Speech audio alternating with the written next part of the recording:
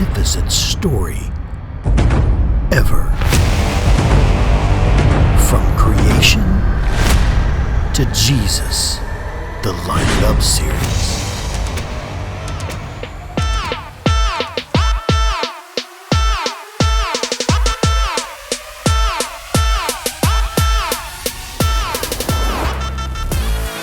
Hey guys, I'm Michael from eKid. That's me. And welcome to our Line It Up series. The whole church is doing this Line It Up series.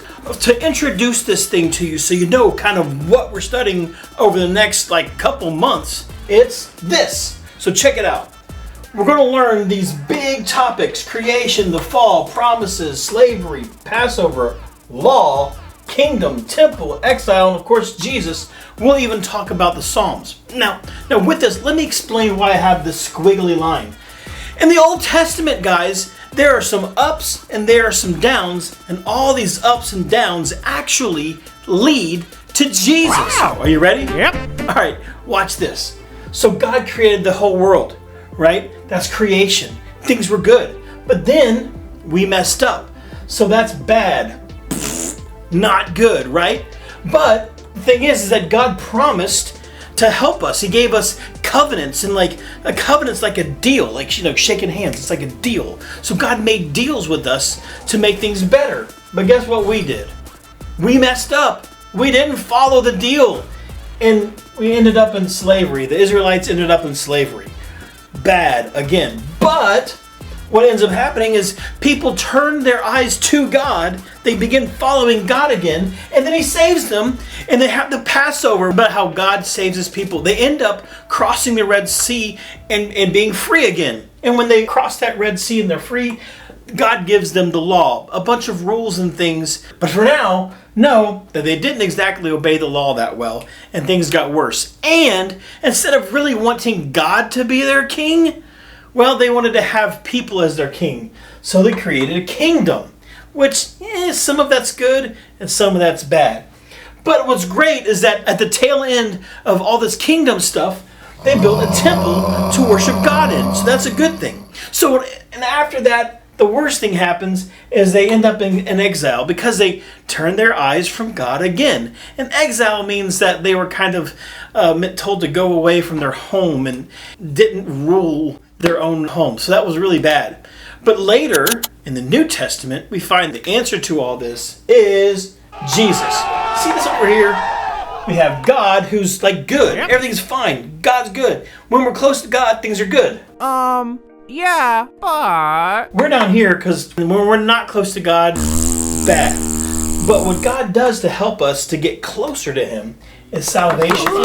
Check this out. The Old Testament shows us salvation over and over and over and over and over. Over and over and over and over and over and over and over and over and over and over and over and over and over and over and over and over and over and over and over and over again. Things are good. We mess up. We turn to God. Things are good again. We mess up. We turn to God. Things are good again. We mess up. We turn to God. Things are good again. We mess up. We turn to God. Things are good again. Over and over and over. Over and over and over and over and over and. And that's called salvation. And the big thing I want you to learn through all this cool Old Testament stuff is that in your life, you might do bad things. But when you turn to God, that's called salvation. Wow! The first time you ever do it, you get saved. And there are other times in your life when you might do the wrong thing, and you can always ask God to forgive you and turn to Him, and He can save you from whatever mess that you're in. So you guys ready to hear the next story? All right, check it out.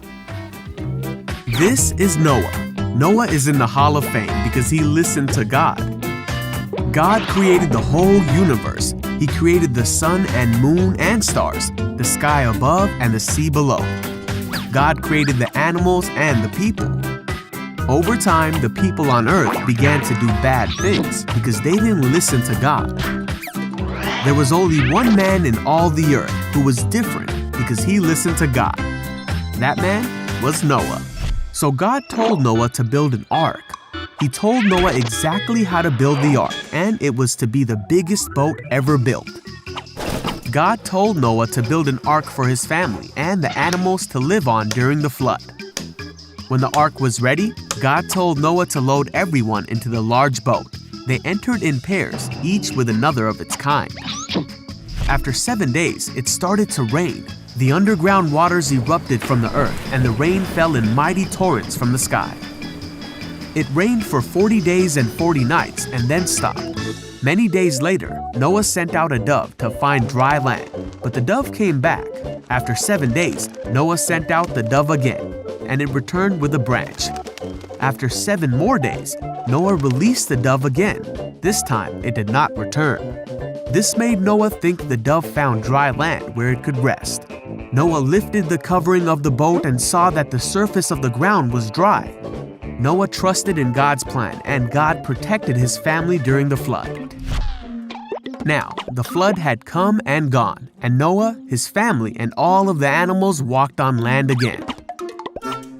Noah built an altar and sacrificed burnt offerings to the Lord. God was pleased with Noah's sacrifice and made a promise to Noah that he would never again destroy the earth and every living thing with a flood. God put a rainbow in the sky to remind Noah and all mankind of this promise. What promises did God make in this story? Now let's find another story of God's promises. This is Abraham. When Abraham was younger, he was known as Abram. Abram lived in a place called Haran. One day, God told Abram, "Leave your home with your family and go to a place that I will show you." So Abram traveled with his wife Sarai, their nephew Lot, and the rest of their family. The new land that they made home was crowded. Abram said to Lot, "Let's not fight. Is the whole land not before us? Let's split up. You go one way, and I will go the other way." So Lot looked to the left and to the right.